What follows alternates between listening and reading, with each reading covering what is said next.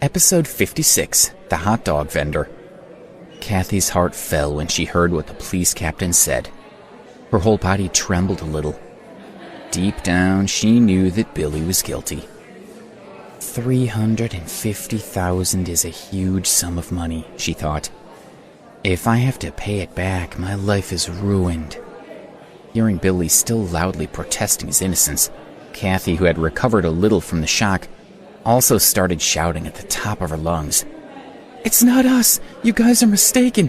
It was that loser, Alex Ambrose, who stole the money! Let us go!" The louder she shouted, the more she convinced herself that she was innocent. The police captain shook her head in wonder. "Take them away," he ordered. The police officers escorted Kathy and Billy away.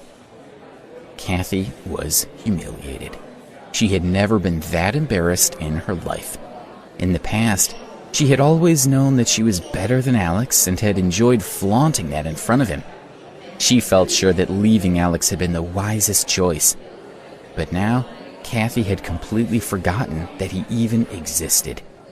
Kathy and Billy were roughly pushed out of the hall by the police officers. Alex and Debbie looked at each other and felt relieved. It had been more than a month since the robbery, and their names had finally been cleared.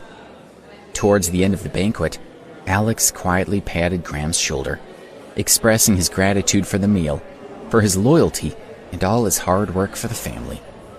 Graham was overwhelmed by his words. Before the banquet ended, Alex dragged Debbie out of the hotel.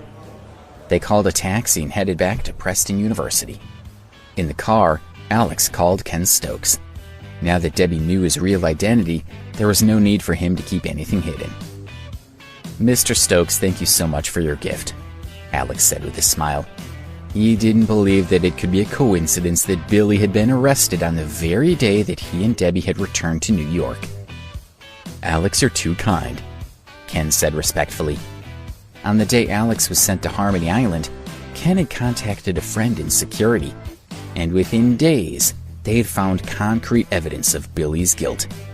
They delayed giving the evidence to the police because he wanted Alex to witness Billy taken away with his own eyes. "I found out from security that they had already destroyed the Azure Dragon Society. I've also managed to get Miss Debbie reinstated at the university, so that when the two of you return, you can both continue your studies. You've done a wonderful job, Ken." Alex was very satisfied. Ken had been so generous in his actions. After getting out of the car at the south gate of the school, Debbie wanted to go and get some food at the street food market. Neither of them had eaten much at the banquet. The food market was just opposite the south gate, and it didn't take them long to get there. Indian and Thai food, Chinese pancakes, Mexican enchiladas, burgers, hot dogs, every imaginable type of food was available. This was a great place for the students to get a snack. Most of the vendors were from peasant families and were not well off. Their food stalls didn't earn much, but they were all they had to live on. "Let's go and get a hot dog," Alex said as they walked toward a hot dog stall. All the other stalls were crowded with customers except this one.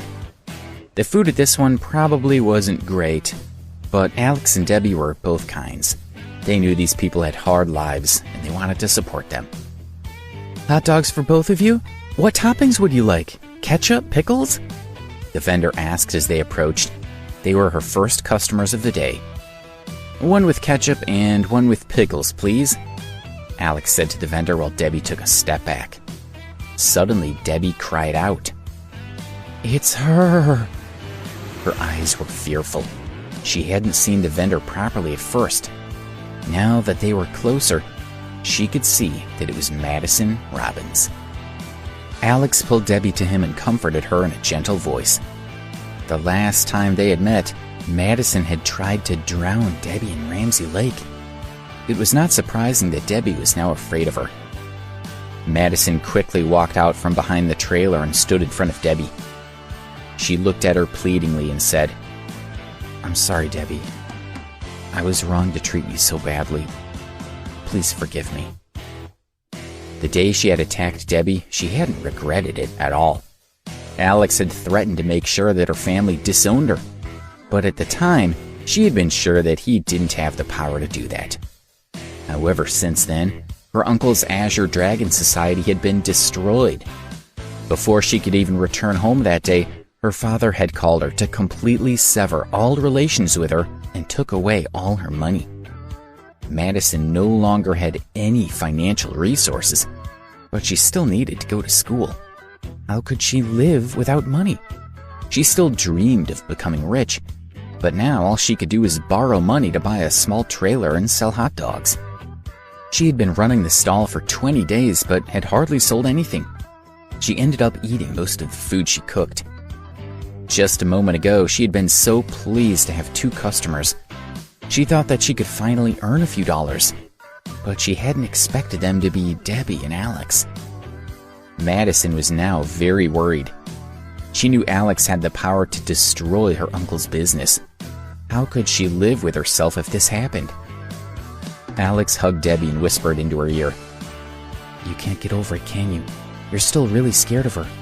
"All right, I know what to do." He took out his cell phone and was about to call Ken Stokes.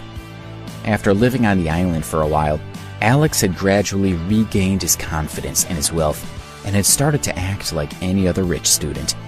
Madison and her family didn't matter to him at all. Madison's heart tightened. Alex is going to destroy me this time. Even if I beg for forgiveness, Alex won't let this go. No. Debbie suddenly grabbed Alex's hand and shook her head. No, it's over. When they were on the island, Alex had told Debbie that he was going to ruin Madison and make her destitute. But now, looking at her kneeling on the ground, with her clothes covered in grease and the smell of cooking fat, Debbie felt that she had been punished enough. All right, Alex agreed and put away his phone. Thank you, you've been so kind. I will think of a way to repay you. Madison was so happy that she was crying as she bowed her head. She was genuinely grateful and had no plans to take revenge on Debbie and Alex. She knew that she was beaten. Alex told Madison to stand up quickly so the other people wouldn't see her kneeling. She stood up hastily and made 2 hot dogs for Alex and Debbie. She wanted them to have the food for free, but Alex still paid her $5. Holding the money in her hand, Madison watched them leave. She was stunned. Tears flowed from her eyes. How had she been reduced to this? She put the money into her pocket and began tidying up the hot dog stand as she waited for the next customer. Alex and Debbie returned to the school where they attended a few classes. Afterwards, they bought some groceries and went to Debbie's villa. They stayed together at the villa, although they slept in separate bedrooms. Meanwhile, Kathy and Billy were leaving the police station. Billy's father had agreed to bail him out, and the school had agreed to the bail terms. As long as Billy could return the money within a year, the school would not hold him accountable.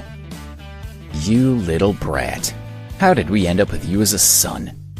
Billy's father kicked his butt, then kicked him onto the ground and slapped him hard on the face. You think you're so smart? Think of a way to earn that money. This is your problem, and you have to get yourself out of it. Billy's father drove away after speaking those harsh words to him. Dad! Dad!